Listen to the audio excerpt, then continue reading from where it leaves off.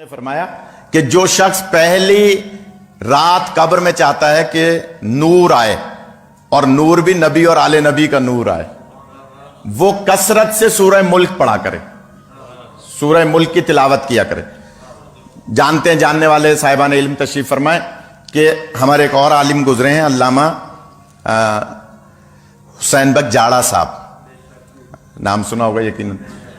ان کی تفسیر ہے تفسیر انوار النجف، اس میں بھی ایک روایت لکھی ہے کہ سرکار کے ایک صحابی تھے جو مال تجارت لے کر کہیں سفر پہ گئے، راستے میں نماز کا ٹائم ہوا، کچھ آرام بھی کرنا چاہا تو نوکر چاکروں سے کہا بھائی خیمے لگاؤ اور مجھے یہاں آرام بھی کرنا ہے، نماز بھی پڑھنی ہے۔ جب خیمہ لگا کے نماز پڑھی تو نماز پڑھ رہے تھے کہ دوران نماز کوئی آواز آئی، بے شک اللہ کا وعدہ سچا ہے۔ پھر آواز آئی، بے شک اللہ کا وعدہ سچا ہے۔ جب 3 مرتبہ آواز آئی تو پریشان ہوئے، نماز سے فارغ ہوئے، نوکر چاکروں سے پوچھا بھائی کس کی آواز تھی؟ انہوں نے کہا کہ نہیں ہم نے تو نہیں سنی، آپ نے سنی ہوگی۔ کہا بھائی باقاعدہ آواز آئی ہے 3 دفعہ کہ بے شک اللہ کا وعدہ سچا ہے۔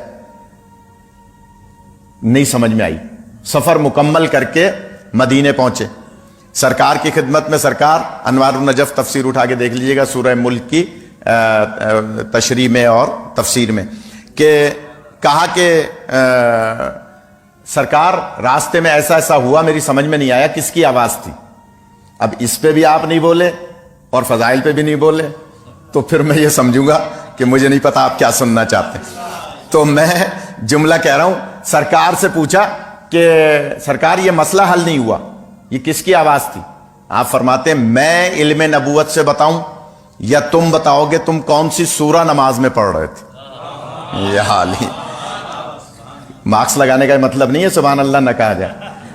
تم کون سی سورہ پڑھ رہے تھے، کون سی سورہ پڑھ رہے تھے میں بتاؤں؟ اس نے کہا سرکار آپ تو بہتر جانتے ہیں لیکن میں سورہ ملک کی تلاوت کر رہا تھا۔ سرکار فرماتے ہیں تمہیں نہیں پتا، جہاں تم نے خیمہ لگایا تھا اس کے نیچے میرے ایک صحابی کی قبر تھی اور اسی قبر پہ کھڑے ہو کے تم سورہ ملک پڑھ رہے تھے۔ حوادث زمانہ سے اس کے نشان مٹ گیا تھا، تم نے وہیں خیمہ لگا کے اسی کی قبر پہ نماز پڑھی اور وہی تمہیں بشارت دے رہا تھا کہ بے شک اللہ کا وعدہ سچا ہے۔ خدا آپ کو خدا آپ کو سلامت رکھے۔ اس لیے وہ بشارت دے رہا تھا کہ وہ بھی سورہ ملک پڑھتا تھا اور تم نے بھی اس کی قبر پہ سورہ ملک پڑھی کھڑے ہو کے، تو اس کا مطلب کیا ہوا؟ جو دنیا میں سورہ ملک پڑھے گا اللہ اس کی قبر کو نور سے منور فرمائے گا۔